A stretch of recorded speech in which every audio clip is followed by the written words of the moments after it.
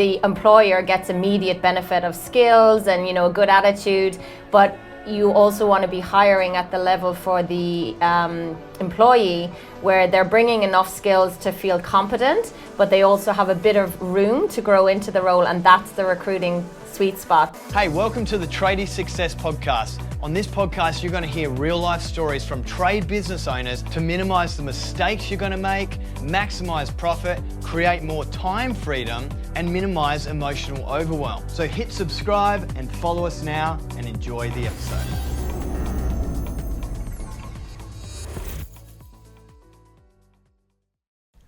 Hey everyone, welcome to the Tradies Success Podcast. Here today with the lovely Jen Lee, one of our Academy coaches. She specialises in HR, hiring and culture.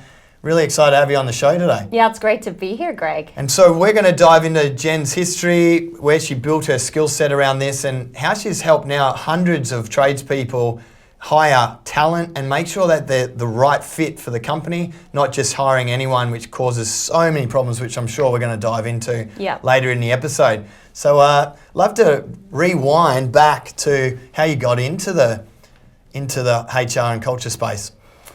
Okay, so, well, I'm from Ireland originally. So I actually studied law at university and then went on to study human resource management.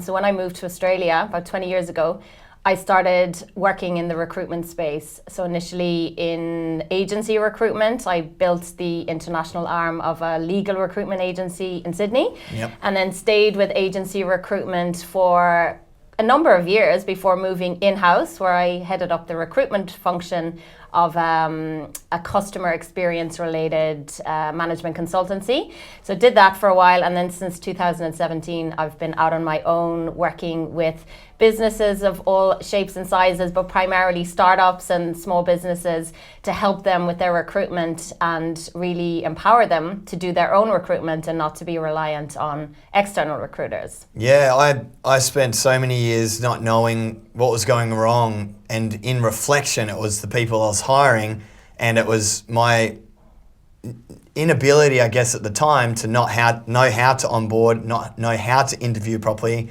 getting too excited with someone's, presence and character, and not focusing enough on competency and all these factors, which I'm sure we'll touch on later. But it must have been an interesting place working in agency. So tell us a little bit about what a day in the life of someone working in agency looks like.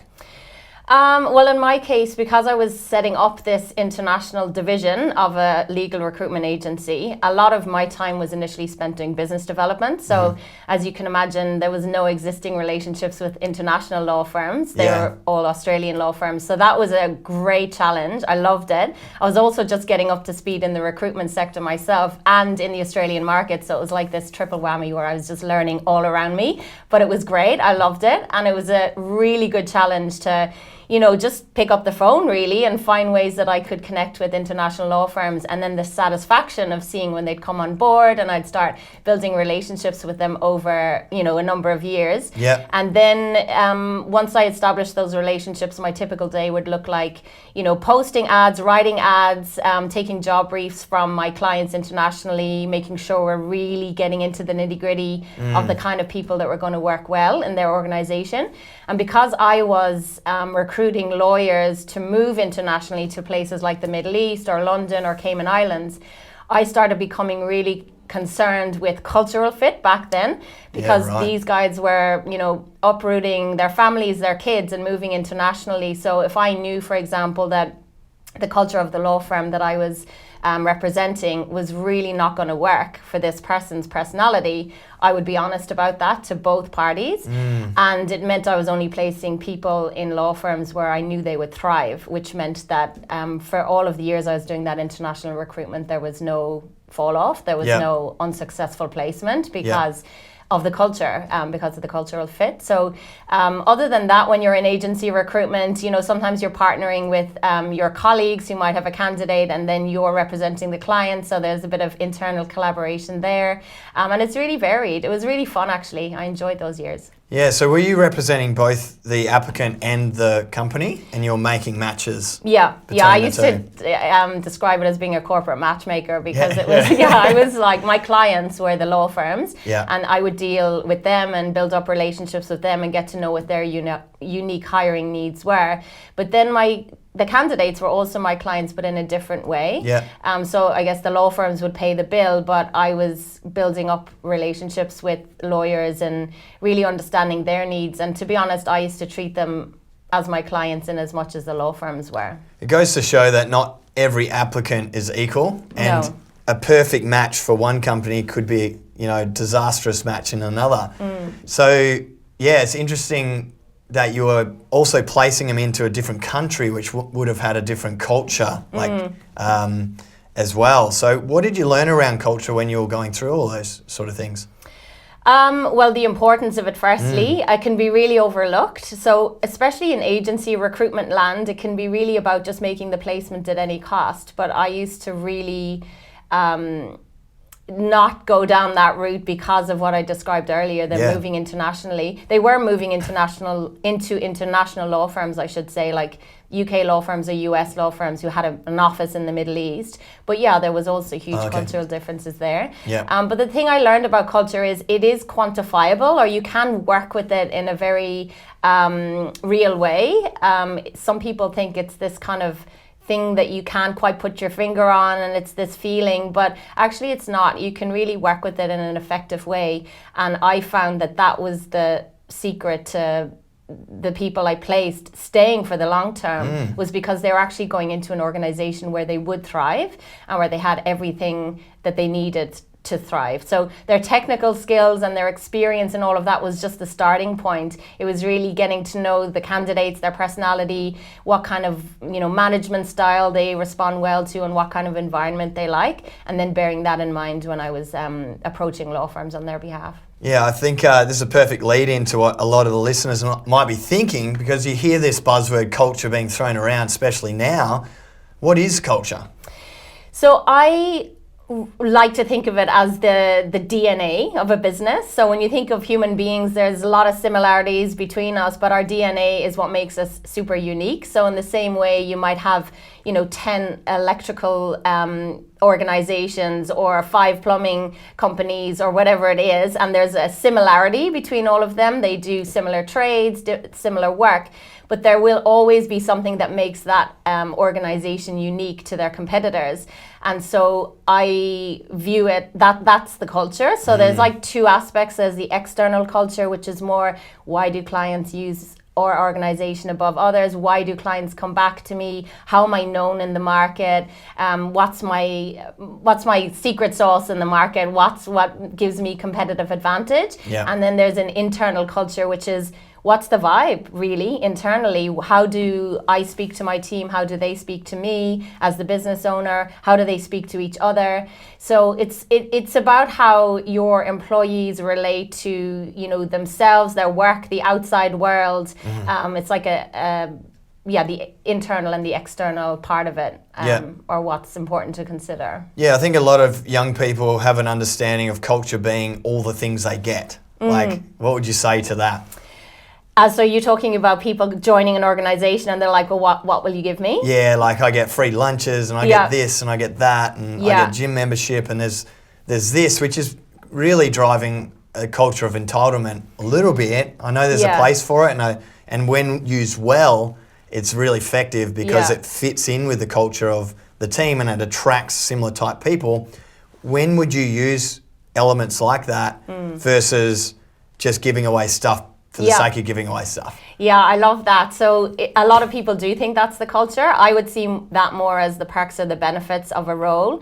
That is part of the culture, to be honest, but it's not culture. Culture is a lot more, it's a lot broader than that. As I said, it's about the atmosphere in there. It's almost like how do we do things around here?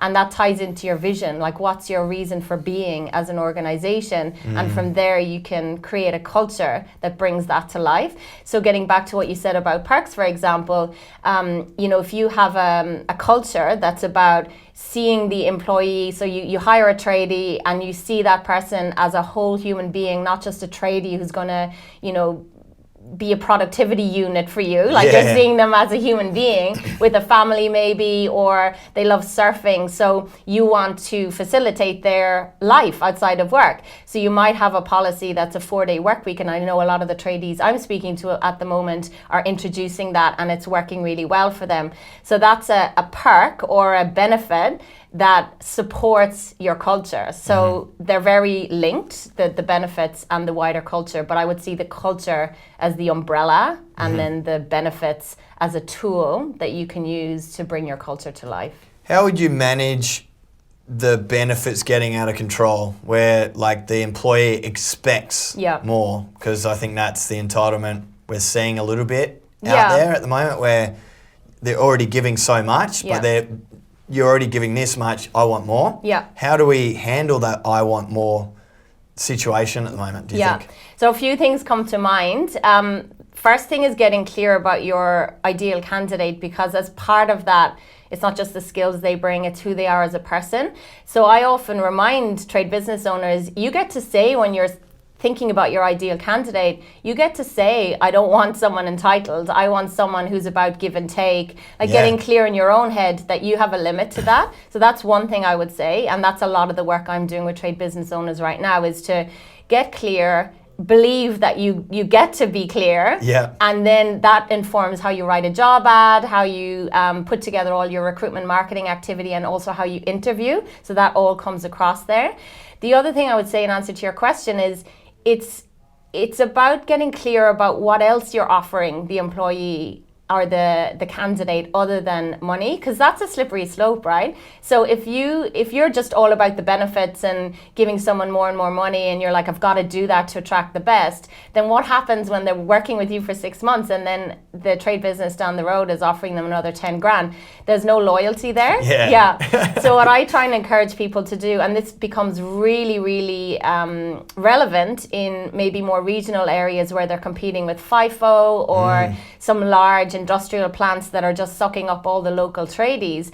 I always say to people, the reality is you can't compete with money there. Like that's, for the most part, a small business cannot compete with dollars. So in that case, it's about getting really clear on the other things that you can offer someone. So using the FIFO example, a lot of FIFO workers will eventually get burnt out, or they realize, I'm not seeing my family enough, I'm missing all these milestones in my kids' lives. So it's about, as a trade business owner, getting clear about what else you're offering. Of course, you have to pay enough, and ideally above market or above award, but you also need to get clear about what else is there. So do you get really top-notch training? Do you have a boss who cares about you and your life? Do you have a social scene in work? A lot of trade business owners are really close with the people working with them. They go 4-wheel driving at the weekend or fishing together. Maybe it's the quality of the training. There's a lot of super specialist tradies out there with niche skills, and they're very in demand. So straight away, that's a selling point to a candidate, that they get to upskill in an area where they get guaranteed work, and it's actually super interesting. So it's about broadening your understanding of what is attractive about your organization and the benefits that will attract your ideal candidate into it. Yeah, it just makes me think about the times where I tried different strategies like that for the sake of trying. Like I used to look at Seek and be like, I have to pay more because look at these people putting it on their ad. I'm not paying my staff that much, and I was like, how else can I do it? What are they not offering? I started saying to myself, and when I started looking at like, what are they're saying that they're paying this much for a FIFO job or even local contractors. What are they not offering? And how can I offer that? Not in terms of perks, but like personal development, like you're saying, professional development. Things that they're not getting from these other companies. And usually if you have people working for these high income earning companies, they're gonna not like something. And so when you can figure that out, and when I figured that out, that's what I was able to put in my ads, and we started attracting people into a culture that we created at Response Electricians. Absolutely, and that ultimately is what leads people to stay, right? So if the only reason they joined your organization is money, then as I said earlier, the loyalty is probably going to be a bit lower, and it means they could jump ship a lot sooner. Whereas if you're creating what you did, you're creating this environment that you're welcoming them into, then they're going to stick around for longer, which ultimately is going to benefit your business and the bottom line. Interesting. So you've worked with hundreds of tradies in the Success Academy now. What are some of the most common things coming up for you that you're noticing, like in terms of trends across Australia and the world, that you've been noticing with the members? In terms of what I've been helping them with? Yeah. So a lot of the time it could be a tradie who's a sole operator at the moment, and they're like, okay, I need to create more capacity. I'm completely swallowed up on the tools, and I'm in this peaks and troughs loop where I'm like, so busy, I'm never seeing my family, I'm working 50, 60, 70 hours a week, and then because I'm not working on the business, I'm super quiet for a few weeks, I need to hire. But they have no idea where to start. So it can be really intimidating when you're doing something for the first time. So that's some of the help that I'm giving. It's like, okay, let's get clear on your business culture first, because we need to know the offering that you're bringing to the market, and then getting clear on your ideal candidate profile, and then writing a job ad. So that's kind of the initial stages. And I work really closely with those trade business owners to craft a really strong ad that brings out the unique DNA of their business, so that they're appealing to the right candidate, which we've also established. And then it can be putting together interview questions that are specific for a trade business owner. Again, the interview stage is overlooked as a golden opportunity to find out exactly what you need to know. Find out if they are your ideal candidate, and also challenge them on their technical skills. So, a lot of trade business owners will say, do you have experience in this? And the candidate will say yes. And they're like, okay, you're hired. Whereas if you're asking the type of question, like an open-ended question where you're like, tell me about your experience in this, or what would you do for this task, or what do you do when you rock up on a job site, then you're getting the candidate to give you detail. So putting together interview questions, I also help them with onboarding. And then I am also getting a lot of trade business owners realizing that there's a lot they can do to establish, strengthen, and build their internal culture, and use that as a selling point to build a really strong team of tradies and office staff that can help their business to grow. So I guess this comes back to every business is unique. Every business has their unique culture, obviously driven by the business owner, and that is your point of difference to your clients, to your team, to the way that you show up and the level of fulfillment you have. I remember at Response, I went through a period where I was just hiring whoever I could. I was like, are you an electrician? I need an electrician. I'm so busy, I just need anyone. And so I was just putting ads up just like everyone else. But then I'd read an ad and I'd be, oh yeah, I'll just make it sort of like that ad. But it wasn't me. And I was scared that if I put my own wants and needs in there, I'm going to detract people as if that was a bad thing. What I've come to learn is it's a beautiful thing. So I get way less applicants of people that don't fit. And then I would have an interview, and like you said, I would be like, oh, can you do this? And they're like, yep. And can you do this? Yep. And what about that? Yeah, I can do that. Oh yeah, this is awesome. This person's going to be so good. I'll bust out. I remember Frankie, my wife, she used to say, I'd come home and I'd say, I found an awesome applicant. They're going to join us in 2 weeks. She's like, oh yeah. Okay, Greg. Like all the other ones, right? And I didn't know what I was doing wrong. And I had no awareness that it was just the way I was getting excited by their character and their personality, and I liked them. But I didn't actually have any strategies in place to identify, shortfalls in competency, hiring commercial electricians when we were primarily at that stage residential, and not realizing the skill gap is so tremendous that it would pull me into training and development for months. And frustration, and why are we losing money, and why are the customers unhappy? And it was all because of my hire. And then not having onboarding. Literally you're an electrician, you've got a license, go get them. Here's your first job, go out and do it. And I actually have this one, I remember this one hire, we're trying to really raise up our fire profile, breaking back into the fire industry, which I was skilled in. But I was the only one that could do fire in my company. And we had all these electricians that never done fire. So anytime a fire call out came up, guess who went? Me. So I was like looking forward to hiring someone that had fire experience. Hired this person. They said, yeah, got great experience in all those things you just said. I said, awesome, finally, I won't have to do fire myself. Hire them, send them out to this job. In my mind, I'm like, this is going to take 30 minutes. Easy, like easy thing to do. 5 hours later, I had all these jobs on the schedule. I was expecting them to be on this other job by then, 2 other jobs. And I call them up, so how's your day going? This is first day at work.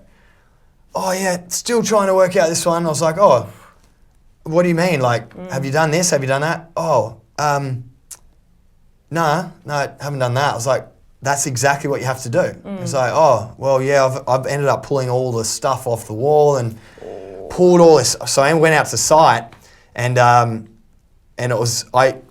reconnected everything, tested it the way I thought in my mind, 30 minutes, fine. Yeah. I just fixed it, 30-minute job, done.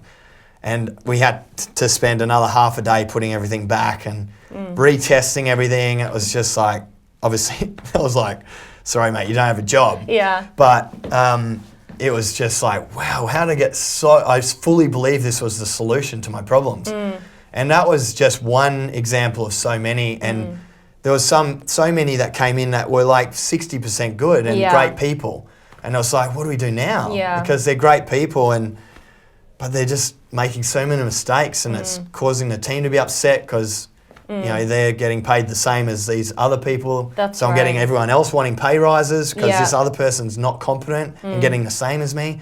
So many problems happen, right? And so many costs, so many hidden costs. So again, I think a lot of business owners think of recruitment costs as just the cost of a Seek ad or, you know, whatever the tangible, like real hard costs are. But the cost of recruitment go way beyond that. And you've touched on some of them. You know, it's your time spent training them. And then if they're the wrong hire, it's like you have to turn around and do all of that again. It's also things like morale. You know, if they've got a bad attitude or a toxic attitude, that can very quickly spiral out of control. It can have a really bad effect on apprentices, for example, who are kind of looking to the more permanent or more senior guys for cues on, you know, how to be in a workplace and what attitude to have. But also with clients, if you've got too many callbacks or if someone's just said the wrong thing or really been unprofessional on client side, then you'll lose business. You won't get that repeat business. So the cost of making the wrong hire just is almost unquantifiable, but it's a lot bigger than what people think. Oh yeah, like if I was to reflect back, even, you know, the toxic culture and the bad hires, we can name them bad hires, wasn't necessarily their fault either. No. It was like, they come in, you know, I had good intentions, but when they make that many mistakes and it costs so much money and we've got unhappy customers and 1-star reviews and always having a problem, eventually, and I'm calling up trying to be encouraging and trying to help them understand something, but what they hear is, I'm a problem, I'm a problem, I'm a problem, I'm a problem, I'm a problem, several times a day, it wears on anyone, right? And Absolutely. so it's in the best interest for the employer and the employee to know what you're getting into. And I think we chatted earlier before the podcast about, it's not just about the employer getting the right job, it's about the employee getting the right job as well. Absolutely. So you always want to aim for that sweet spot when you're making a hire so that, yeah, the employer gets immediate benefit of skills and, you know, a good attitude, but you also want to be hiring at the level for the employee where they're bringing enough skills to feel competent, but they also have a bit of room to grow into the role. And that's the recruiting sweet spot, because it means they're going to stick around for as long as they need to learn those new skills. And if you're doing right by them as an employer, you'll also start mapping out a career plan for them through your trade business. And that actually is something else that I'm getting a lot in the sessions I'm having with trade business owners. they're actually beginning to realize, yeah, like I can offer career paths through my organization. It's not just for big multinational corporates, you know, this is a small business, but I can be really hands-on and create a pathway through, which then in turn means employees want to stay for longer. Yeah. Especially if they're, and this is something else I encourage people to ask at interview, it's like, what are your career plans? And again, encouraging them to be honest. There's no wrong answer here. So if they say, well, I want to open my own trade business in 3 years, for some business owners, that's no problem, because it means they have 3 years of someone who's ambitious, engaged, hungry to learn, hungry to soak up all of the wonderful information that business owners getting from TSA, for example, just being exposed to the realities of running a business. But someone else might say, well, I want to join an organization, stay for 10 years and really hone my skills and get good training and get a regular paycheck. So if you know what they want, then you can provide that when they join. And that's where the onboarding and constant one-on-ones and check-ins with your staff individually can really pay off, because you can keep your finger on the pulse about what they want. What they want in 12 months might be different to what they wanted when you hired them, and then keep giving them the opportunity to develop as a professional so they don't stagnate and become, you know, disheartened or unhappy or bored and leave. So again, I think a lot of trade business owners are beginning to realize that there's a lot they can do to encourage their staff to leave, and there's a lot they can do to keep building their culture, because ultimately if they're wanting operational time freedom and they're wanting, you know, maybe to come off the tools down the track, if they've been clear about their culture and they've been clear about their training and onboarding, it means that every single hire they make reflects the best of who they are as a business owner, so they can have peace of mind when they're off the tools and not on the job site, that every interaction that employee is having with clients is exactly almost as if that business owner was having that interaction, because there's been that clarity. And obviously you give, you know, your employees the freedom to be themselves too, of course, but there'll be a certain core number of things that you'll include in your training. You're like, this is the hallmark of this business, so I really want to see this in the way you're interacting with clients, or your quality of work, or how clean you leave the job site, or whatever it is. So yeah, I love that. And I think I've hired multiple people who said they want to start their own trade business, and they came into the Response culture and they wanted a certain lifestyle, which they weren't getting at a previous company. And when they joined Response, they're like, this is what I wanted. I don't need to start a business. Absolutely. And they're still with us, you know. So there's some great people, you know, out there that think that having their own business is, you know, the only way to get what they want. But the better we can be as business owners in being clear and honest and authentic to who we are, and creating that, which is very personalized, we need to make sure that you book in with Jen, if you're a member, and get your designed you know, culture, so that everything that you do in terms of hiring, onboarding, and that career progression is aligned with that culture that you set. Yeah, absolutely. And it is about being curious as well, and asking for that information from your employees, your existing employees, but also the people you're hiring. And I think a lot of trade business owners forget that they can ask these questions, they can get that information regardless of what it is, and that enables them to work with that and create you know, opportunities that are attractive for people to stay. Yeah, amazing. Hey, it's been a great chat. Yeah, it's been awesome. We're going to catch up again later, but this has been around culture, and I hope you guys got a heap out of it. If you are a member, book in with Jen to get your personalised culture designed out, so everything that flows in with that. But also, remember, this is a unique blueprint and fingerprint of your business. So let's get it right. That's why you're here in the Academy. So jump in, watch the training, book in with Jen, and let's do this. For everyone else, sign up now so you can do the same. All right, catch you guys soon. Thank you. Bye. Hey guys, it's Greg here. Thanks for listening to the podcast.